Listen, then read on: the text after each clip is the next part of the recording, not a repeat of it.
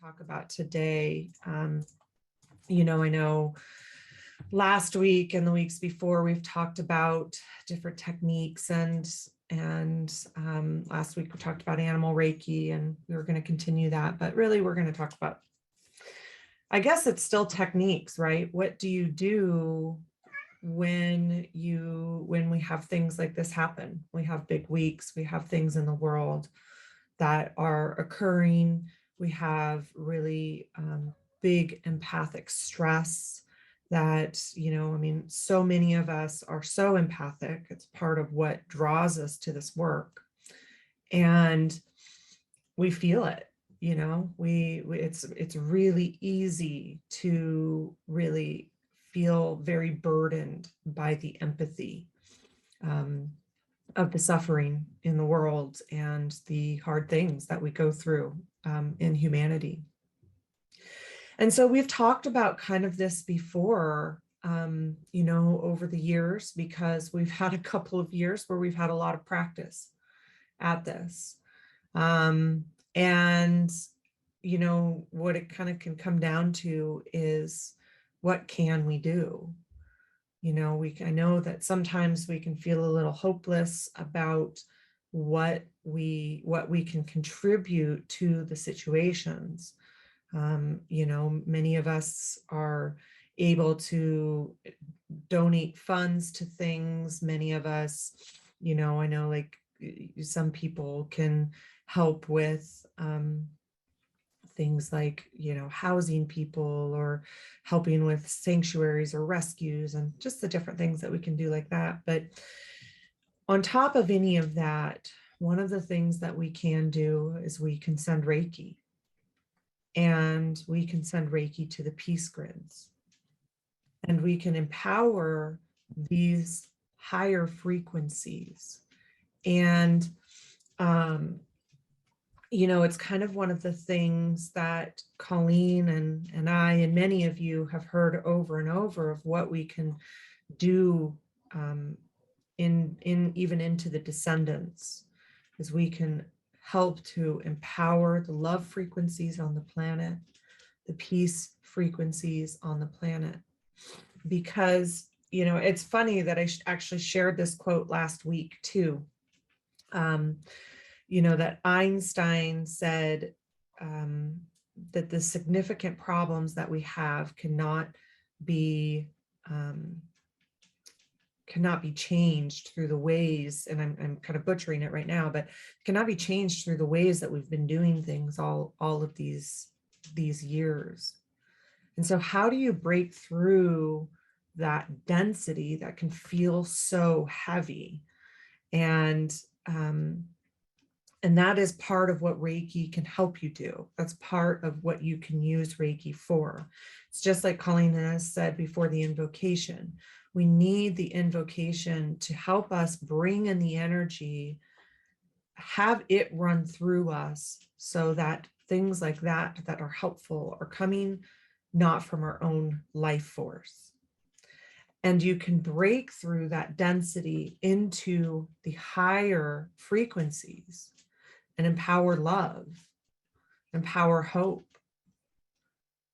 Yesterday, Colleen and I were doing a session around some of this stuff, and one of the things that came through was that feeling of responsibility and how that can feel. Like we feel so responsible to sometimes to feel like we have to be the one person to change the world, and that that responsibility of, how can I help fix this? How can I fix this? And it's out of the fact that we have so much empathy and love in our hearts. And what came through in the session was, there's a transmutation of that feeling of responsibility into the words that it used was communion, community, and trust. And it showed that, because what it comes down to is that responsibility, that feeling of responsibility is lonely. It's a lonely place. It makes us feel like we're responsible for all of it by ourselves. And really what is helpful is breaking into those higher frequencies and relying on each other, being in community with each other, empowering as a group these forces for love and good and hope. And we're not alone because we have assistance from the divine too. That was the other thing that came in so strongly. They said, we're here for you. And whatever that looks like to you, you know, we all have different relationships to whatever consciousness looks like. It can be anything from God to sacred geometry, and to consciousness, to biofield. But what it comes down to is that these realms that are greater than what we can perceive in our physical world. And if you do believe in things like the angels or things like that, they are here to help and assist. And they said, like, in a more physical way, it's like, ask for our help, not just in the prayers, like, allow us to do some of this work for you. You're not alone. We're here for you. And just that feeling of that communion, not just with each other, and that community, not just with each other, but with the divine and the enlightened ones, helps lift that feeling of responsibility. And it does. And when we lift those kind of denser energies, it allows us to do more of the work. It allows us to send more Reiki. It allows us to live in that place of love with each other, with unity, and those frequencies of peace with each other, even just in our neighborhoods, even just in our own locations. And that empowers those frequencies. And it's important. It matters, because we have to, it's just like Einstein said, like, we have to come, you know, to this place where we are tapping into these higher frequencies, where we are. Such a cat. I don't know if you guys can hear her. Yeah, it's awesome. Cats and cats. She's just little exclamation points. Oh yeah. So and humor. And humor. Always teaching us with that part. She's got to come in and meow at the door as loud as possible when I'm in this whole train of thought. Oh, it was pretty cute. So anyways, it's what we can do. And when we use Reiki to help us with this, it helps us to be able to do more, to help more, to send Reiki. You know, it's like why we asked the Reiki to come through in the beginning, because if we had not, you know, Colleen and I could be a blubbering mess, frankly. And then we can't do things like the invocation. Then we can't, you know, and so it's like when you call in that Reiki and you allow it to run through you and you allow it to help and you empower it and you send to those frequencies, empower those frequencies, it allows you to do more. It helps with your empathy and you know, lifting that heaviness and that density and empowering those higher frequencies.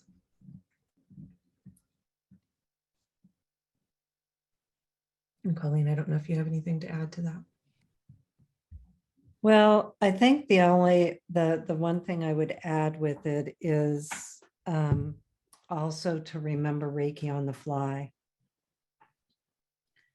I want to just add that piece of it, because I know for myself that piece of responsibility, I click back into kind of requirements of what that means if I'm going to do Reiki or invite Reiki or be with Reiki. And as Robyn was saying, you know, I saw what you said I'm sorry, my brain just went, Beverly, that the statement of the ground under you is stable and strong. And we've been using that mantra in this group so much, just stay stable, be kind. And so for me, a lot of it is remembering that that Reiki and the divine ones, as I perceive them, the angels, are not requiring us to, only be in devotion in order for them to hear us or for us to hear them. And I only say that because I think for myself, I'll speak for myself, that has been one of the big healings that I have had to learn, is that, it's going into that place, and whether it's Reiki on the fly, or I do have the time to be in, like really in deep Reiki myself. And I have had to take time, like I have had to take time. Robyn did a session with me yesterday, and and for me, and really been doing a lot of self Reiki. I have needed to take time, but I also want to just say, when you can't do that, Reiki still works on the fly. I've needed that for me, and to get to that place of stay stable, be kind. Well, the kind part is easier than the stable. So, I know Danny, in one of the posts she did on Reiki Lifestyle Facebook page, was don't panic, be peace. And I thought, okay, that's right. Just okay. Because the panic, of course, it all comes in. And then that's the other thing I think I would just add, and is also remember that you're still going to have your feelings. They're coinciding with all of this. Like, I can invite the wisdom, I can invite the higher frequencies, and I still am grieving. So, and I can advocate for world peace, and I am really grieving for the people that are suffering. And so I can have both things happening. And I also know for myself that one of the things that works really well for me to be in a better personal state of mind is noticing beauty. And whether that beauty is something in my home or something around me, that was another thing I had to learn, is beauty isn't only nature. Beauty comes in so many different forms. And I actually ask Reiki to help me see it. Like, you think of that mental emotional symbol, or the second one that looks like a dragon, or Nosa in Corona Reiki. Those really bring in that higher mind. And so you can actually use that symbol to help you notice and to highlight. It's another reason we always bring in color with Reiki, because that was another thing I saw in a session of mine. And then Robyn saw it separately in her session for me. And we hadn't had this discussion, but it was like the yellow in my solar plexus was really diminished, and the same with my client, that the yellow in their solar plexus was so diminished. And what it showed is that the heart is so big that without the foundation underneath, it felt like the support was missing. And it's like the literal idea of the color had drained out of us, out of her and out of me. So it's another thing, recognizing that Reiki does this stuff. And so again, I want to go back to on the fly. It does it whether that's what it's doing or you are setting the intention for it. And that's where I had to learn that sometimes when I'm in these really challenged places, I need to just be able to, like say the name of the symbol and keep doing what I'm doing. Or, maybe sometimes I chant it, or I take 3 minutes and do some self Reiki or Gassho meditation can be really helpful. But just using it in the way that is, adaptable for you in the circumstance you're in. And we know that there are people here from all over the world. And those of you that are close by the different conflicts that are happening and the really huge, how do you even say the words? The suffering that goes on, just know how much support there is. And then the other last thing I will say that Robyn talked about with the divine beings being here, again, however you define that or what that looks like to you, there is a divine energy. There is a consciousness that exists. And they are saying, we are here, like not somewhere else, or we can, if we leave our body, we get somewhere else. They're here with us. And so the next piece of that is to let yourself receive. And so that's why you'll hear so much at the beginning of these invocations. And this is literally what I do, is I'll just say, I receive the light and the life force of Reiki. I receive the light of the angels, because I can't figure it all out. So I just need to receive and let it do what it does for me. And then the other thing that Robyn talked about is that I really saw in my own session yesterday that she did for me was I had gotten to where I was using my own life force and I was getting really depleted. And so that's the other piece of Reiki, is recognizing that as you invite it in, however you're doing that, then the energy is coming through you and the life force is coming through you from that source rather than from you. And that's where I realized, between kind of my colors getting knocked out or diminished and being in the feeling of grief, and then also, having that depletion feeling, like that responsibility, that remembering Reiki is a powerful life force energy. You receive it as you give it. And as you receive it, it lifts those burdens from you for you and heals them. A really important piece to understand about how Reiki energy works. What you let go of, it heals. So these worries that we have, the voices we're using, the messages we're sending, Reiki actually will lift those burdens from you, and the energy itself is healed all the way to where it originated.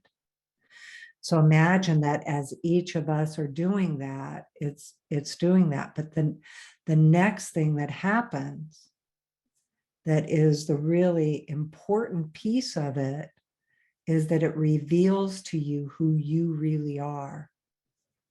We have tremendous knowledge and wisdom in our soul. We have tremendous knowledge and wisdom from our lifetimes and this lifetime and our ancestral history. It's not all like, really bad things behind us. We have so much internal power. So as those burdens are lifted, or even, what can lift the burdens more easily is as you are revealed who you really are, that peace that is there, that love that is there. As that is revealed, that's what's shining through for you to be able to see you. And Reiki does that. So it's simple. It's simple. So it'll do it for you, and then it does it as we join together and we gather as community, and as we come together and share our voices. We can even have a lot of diversity in our beliefs and the ways that we think about things, but we do share one voice in caring about the wellness of the world. And so that's what we do. And this community helps me stay stable and be kind. So always, always thank you all for being here too.